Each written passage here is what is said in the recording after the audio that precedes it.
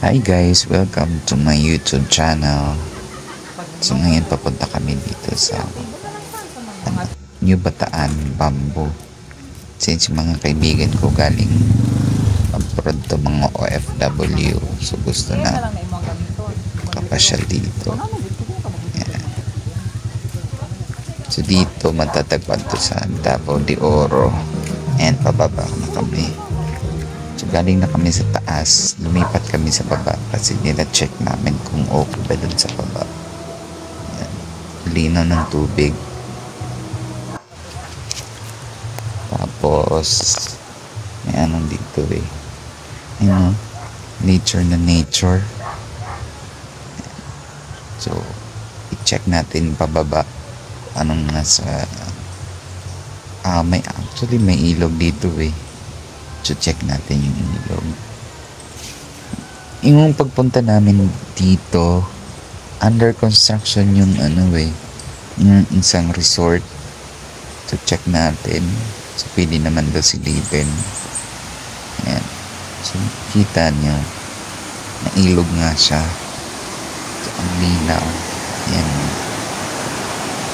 Sobrang lamig, parang nilagyan ng yelo talaga. Kaya mo.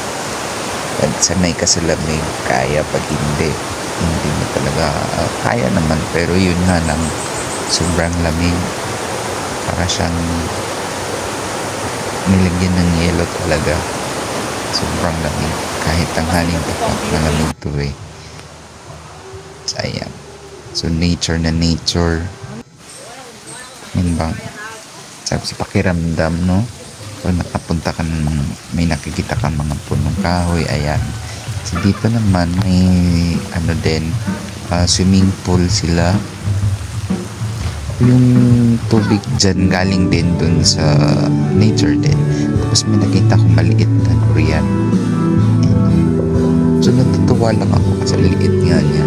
So hindi siya yung nabuo talaga ng durian. So ulit, pababa kami. So, daming mga tao. Pwede ka magdala dito ng pagkain. I think wala yatang bayad. Walang porkage. Sinisingil. So, dito bumalik din kami dito. So, ito yung una talaga na spot na pinuntahan namin. So, pinalikan lang din namin. May pool din sila pagbaba. Ayan, no? Fresh water yan. Sobrang lamig din. Ayan yung spot talaga ng Bamboo. Ito sobrang lamig, ang ganda ng tubig. Sobrang lamig, pwede ka dyan maligo, lumangoy. Yan o. Ang saya lang. Parang nawawala yung stress mo talaga dyan. So balik kami dito ulit. Yan. Daming tao dyan that time. Balik kami. Dito namin mas pinili na dito maligo or magstay. Oh. So, ang dami rin tao. Wow. May mga cottages naman din sila. Yes. Gusto ko maligo. So, yung ilog. Diyan tayo. Tayo dyan. Kaya sarap lang. Pag wala kang ginagawa.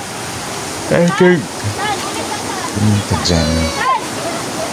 Barkada or family with friends.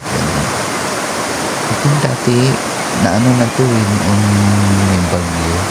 Nasira to. So ito na yung bago. So punta kami dun sa taas. Meron pa kasi dun. So sobrang lamig. Hindi rin ako nakapagpigil dyan. Ang maligo na rin ako. Ayan. So tayo dyan. Sa ilog. Sarap lang. Sama kami. Friends mo. Ito kasi sila yung mga friends ko galing pong abroad, so mga OFW. So na-miss din nila talaga yung ganito.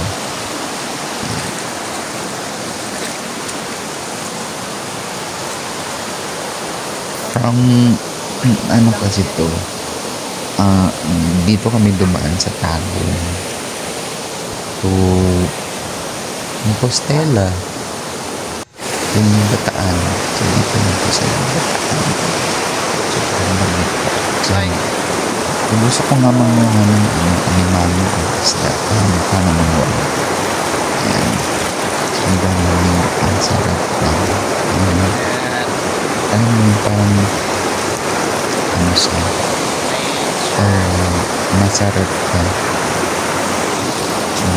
Sobrang lamig.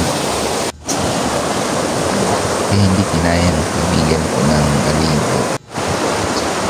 So, dyan ako lang talaga ang aligo dyan. Sila hindi na. So, meron pa rin to sa taas eh. Pangalawang beses ko na dito pumunta.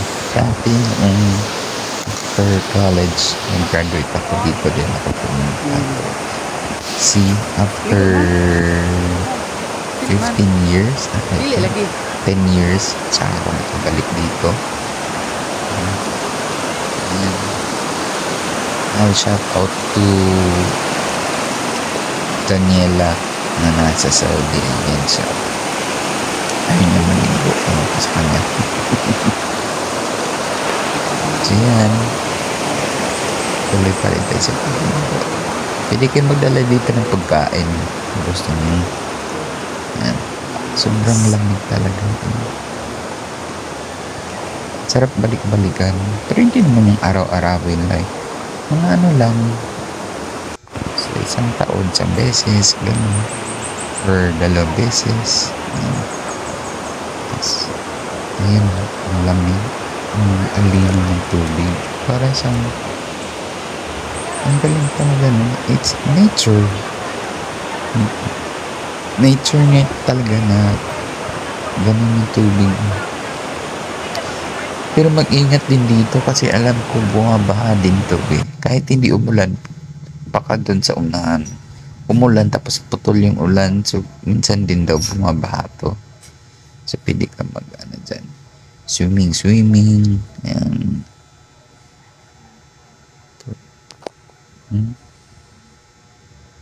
Ang saya lang.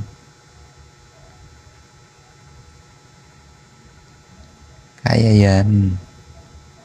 Ayaw na maligo ni Daniel. Kahit anong pilit ko, ayaw niya talaga. Yan. Sana nga naligo lang siya. Ayaw niya. Pero ako kasi mas gusto ko yung ilaw, mga ganito, kaysa dagat. Madadala mo ako sa dagat pero hindi masyado akong naliligo sa dagat. So mas okay sa akin to. Fresh water. Yan. Tuloy lang sa pagligo.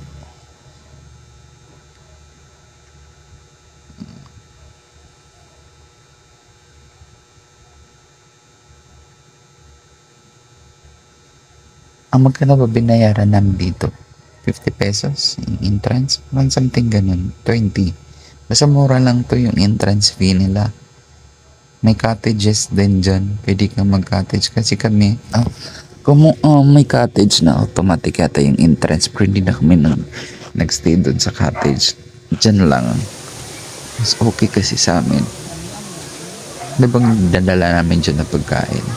So yan, pauwi na rin kami guys. Paakyat. Yan. Kaya tinawag siguro siyang bamboo kasi may bamboo talaga siya. Kaya ayan. Pauwi na rin kami paakyat.